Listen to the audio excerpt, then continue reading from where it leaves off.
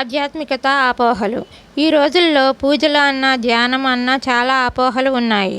అలాగే ఈ వయసులో ఎందుకు 60 సంవత్సరాలు దాటిన తర్వాత, అన్నీ అయిన తర్వాత, బాధ్యతలు తీరిన తర్వాత ధ్యానం చేయొచ్చని చాలామంది అనుకుంటూ ఉంటారు.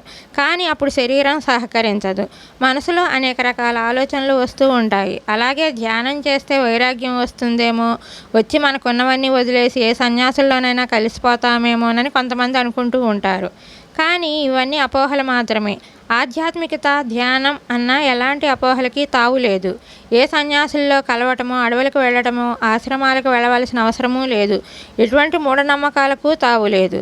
ఇది పూర్తిగా శాస్త్రీయమైన ధ్యానం. దుఃఖము నుండి ఆనందం వైపు తీసుకెళ్లేందుకు ఈ ధ్యానం. మన ఉద్యోగ వ్యాపారాలు చక్కగా చేసుకుంటూ, మన కుటుంబంతో ఆనందాన్ని పంచుకుంటూ, ఇంకా సరదాగా, ఇంకా ఆనందంగా, సంపూర్ణ ఆరోగ్యంతో జీవితాన్ని అనుభవించటానికే ఈ ధ్యానం. వైరాగ్యం కోసం కాదు, వైభోగంగా జీవించేందుకు ఈ ధ్యానం. ఒత్తిడి, అలసట, ఆలోచనలు తగ్గించుకొని ప్రశాంతంగా, సంతోషంగా జీవితాన్ని ఆస్వాదించడానికి, అనుభవించటానికి ధ్యానం ఉపయోగపడుతుంది. ఉన్న స్థితి నుండి ఉన్నత స్థితికి తీసుకెళుతుంది ఈ ధ్యానం. ధ్యానం యోగం ద్వారా యోగ్యత పెరుగుతుంది. సరైన సమయంలో సరైన నిర్ణయం తీసుకోగలుగుతాము. యోగం ఎక్కడైతే ఉండదో అక్కడ వియోగమే. వియోగం దుఃఖానికి దారి. మరి ధ్యాన యోగం ద్వారానే ఆనందం కలుగుతుంది.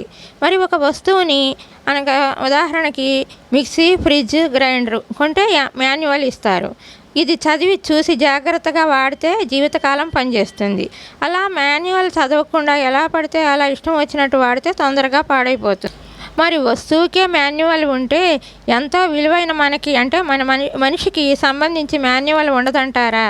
మరి ఆ మాన్యువల్ ఈ ఆధ్యాత్మిక శాస్త్రం. అదే భగవద్గీత, బైబుల్, ఖురాన్ ఇవన్నీ కూడా.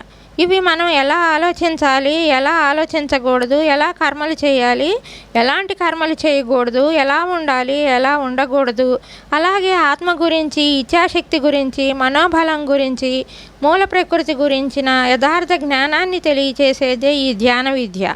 ఆధ్యాత్మిక శాస్త్రం అంటే ఇంగ్లీష్లో మ్యూచువల్ సైన్స్, స్పిరిచువల్ అంటే ఆత్మ, స్పిరిచువల్ సైన్స్ అంటే ఆత్మశాస్త్రం అనగా ఆధ్యాత్మిక శాస్త్రం అంటే జీవిత శాస్త్రం. ఈ ధ్యానం అనే ఈ ముఖ్యమైన సబ్జెక్టు జీవిత శాస్త్రాన్ని అర్థం చేసుకునేలా చేస్తుంది.